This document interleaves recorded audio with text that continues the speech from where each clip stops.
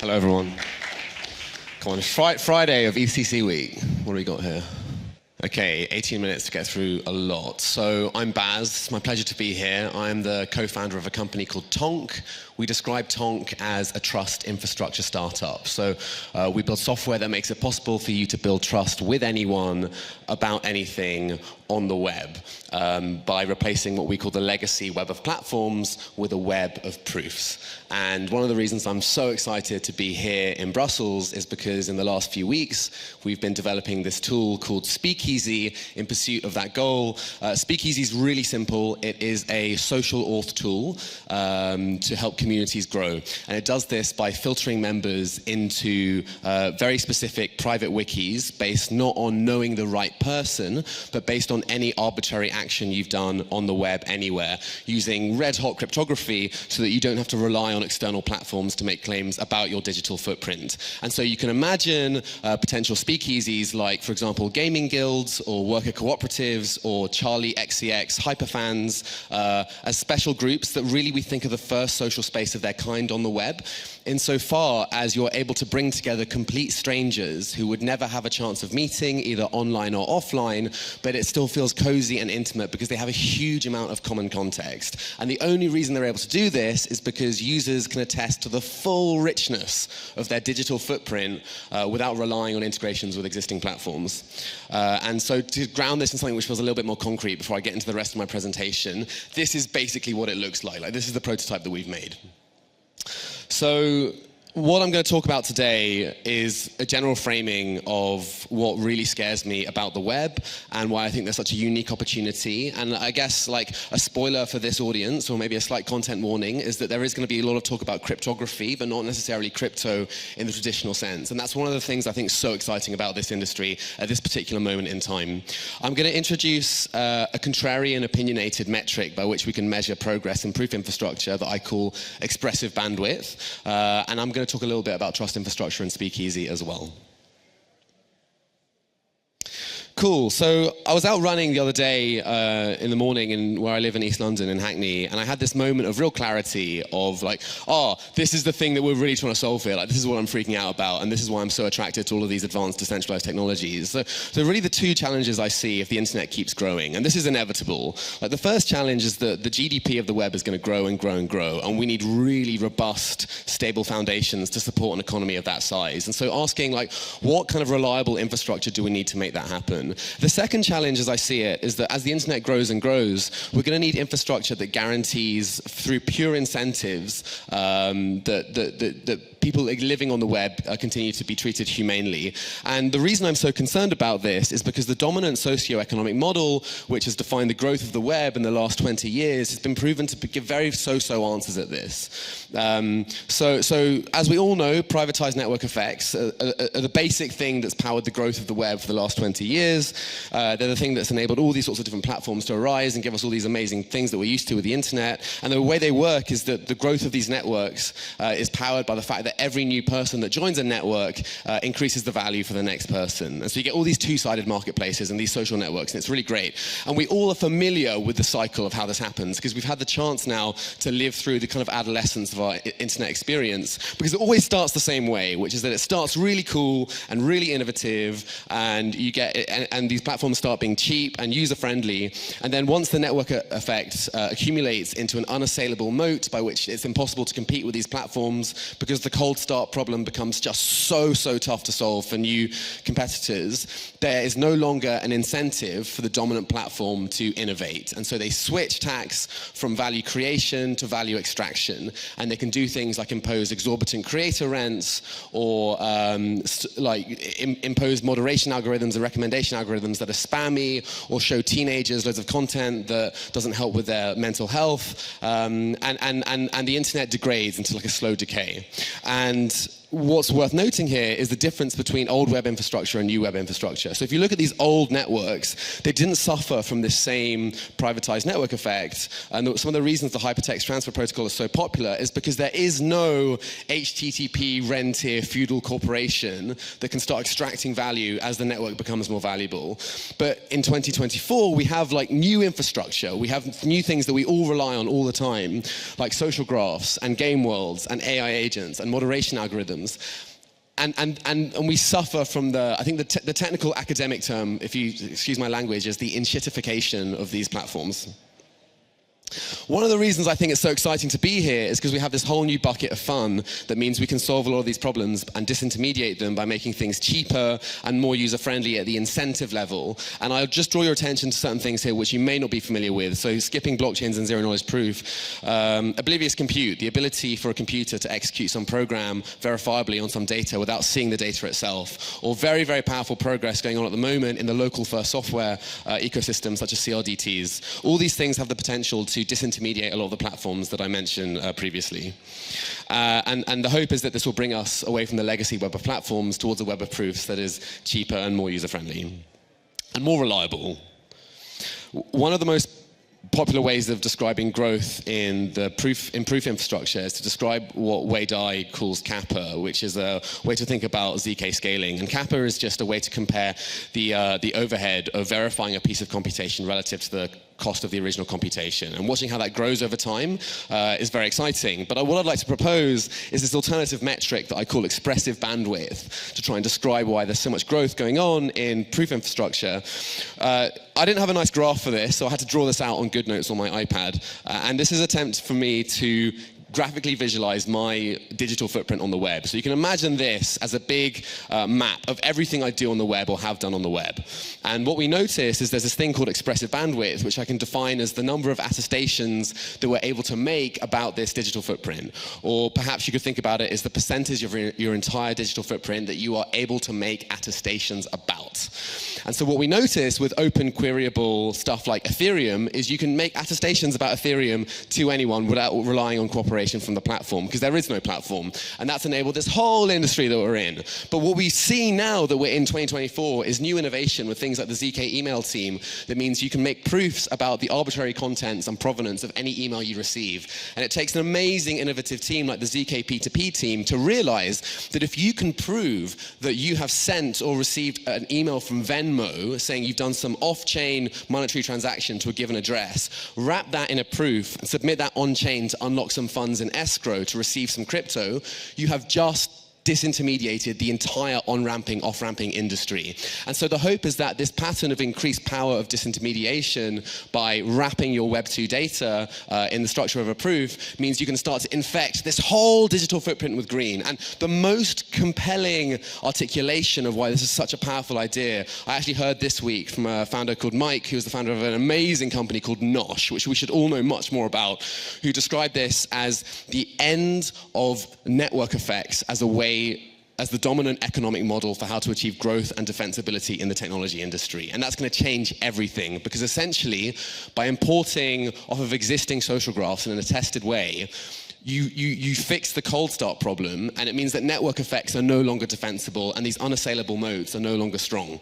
And what I really want to do is give you some confidence that this is going to be inevitable. So, you can say a lot of nice things and nasty things about Amazon, but one of the things that Jeff Bezos really, really got right in the early 90s is that he talked about the reason he quit his hedge fund to start this company on this new thing called the internet. And the reason he gives is that he was reading a magazine which described the number of new internet addresses that were coming online every single month and how that was growing. And what he could see in the early 1990s was that as the number of internet addresses grew and more people came online, there would be more demand for more applications, like really early stuff like blogging and really early social networking and really early e-commerce. But as there were more applications, this would fuel more innovation into getting more people online. And we see a very, very similar flywheel today that and no one's been able to convince me of the opposite. Like, if someone can, please do, because it will save me a lot of time.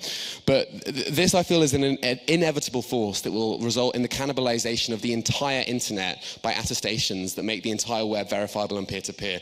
And to give you a flavor of what this looks like, we're in like phase 4 of this cycle. So, it started out that a few years ago you were able to start verifying things in Cairo, which led to this idea called a ZK rollup. And now we have more innovation that means we can verify anything inside a RISC-V VM. And now we have the idea of ZK rollups as a service in general. I mentioned the email approach with ZK P2P, but we have even more powerful things like TLS Notary from the Ethereum Foundation's PSE group, which essentially, skipping over some of the details, allows you to make arbitrary web proofs about any arbitrary web data. And this has led to some of the most fascinating conversations I've had with builders this week, with people who are building new ways to build cooperatives, bootstrapping shipping networks to disrupt the global letters of credit system, new ways of building activist groups. And again, shout outs to the Raremo team for that, and also the Nosh team, and the Cursive, and a few others. At this point, I'm going to segue and start talking about something which you'll recognize as being more Tonk focused, which is autonomous worlds. So if you're not already familiar with the idea of an autonomous world, it's this very, very niche, very, very intellectually honest, really cool petri dish of a subculture within crypto, people making fully on-chain games where you store the whole state and whole logic of a game on-chain. And the basic idea is that you want to create worlds that have autonomy insofar as they are owned and controlled by the people who live in them rather than by someone else. And so here we see an example of that with Primodium, which is a game world. This exists fully on-chain, not just like NFTs, but like the whole game. One of the nice things you notice about autonomous worlds is that they open the gates to potentially the most scalable gaming guilds in existence. So something from history is that gaming guilds are this thing that's really, really hard to scale because you cannot trust necessarily that the platform or the world that you're building on is going to continue to enjoy what you and your guild is doing in that game and doing to that world. And so you have this very unstable, unreliable foundation. And to give you a flavor of what this could feel like to have very reliable web infrastructure, blockchain gaming guilds are very, very scalable because there is no person that can rug you and lose your ability for your guild to stop coordinating in the world. And there are other nice things, like the blockchain as a credible commitment machine means that you don't need to like go through the expensive process of legally incorporating some kind of entity so that people in the guild can coordinate properly. And so there's this amazing gaming guild by this chap who left bankless called WASD, called Ben. And Ben's intention for WASD is to create a gaming guild, and he's already like well underway, that really approximates something more like a network state or a nation state of people doing coordinated productive work inside of game universes. And this brings me to May 2024. So this is the on-chain gaming hackathon in Lisbon, where myself and my co-founder Goblin Oats were helping game developers bake hidden information into their worlds. So we have this thing at Tonk that we developed called the Greeby SDK, and the basic point of the Greeby SDK is to make it possible to import complex cryptographic behaviors into your games where you as a game dev don't need to train up as a cryptographer. And what that means is you can import hidden information into your worlds, all this private state. And as we all know from game development, hidden information is like the cornerstone of what makes games interesting and fun and scalable. So it's a really interesting use case for privacy on chain. And what really took us by surprise as we were working to help all these game developers integrate Greeby into their games in Lisbon was that we met this guy, Ben from WASD, who taught us that there wasn't just a demand for hidden information inside the game, but also on the social layer above the game, because he's got this problem. And that is that WASD has this enemy guild called Auden GG, which is this one here on the right. And Auden GG is basically like 6 friends. I don't know too much about them, but they're basically friends, and they're really, really tight-knit, very elite, very small gaming squad, and they basically fight for control of these game universes against WASD. And WASD is different. WASD is like open, like anyone can join. They want to scale to be like tens of thousands of people big. But the problem with organizing on Discord is that Auden GG members can just go and spy on the channels. And so wherever WASD goes to invade a planet, Auden GG is just there waiting. And so Ben came to us with this problem, which was that he needs a private space on the web where he can coordinate with WASD that's safe from these Auden GG guild members. But at the same time, he doesn't just want that to be limited to his friends. He doesn't just want that to be limited to just the people that he knows. Because as we know, there's like a scalability limit where you can't just like hang out with your buddies, because what? That makes the group like 150 people big, Dunbar's number. And we want WASD to grow to be over the size of like tens of thousands of people. And those of you who are really thinking about this will notice that this is the exact same problem that Constitution DAO faced when they were trying to buy the Constitution.